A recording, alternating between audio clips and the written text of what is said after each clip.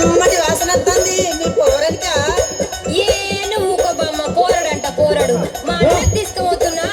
అదే మీ అన్నకు మీ వదిన తీసుకుపోతుంది కదా. గదొక్కటే తక్కువ అయింది. మా వదినకు చీరలు కావాలి, లిప్స్టిక్లు కావాలి, అది కావాలి, ఇది కావాలని అన్ని అడుగుడు తెలుసు కానీ ఇవన్నీ చెయ్యది.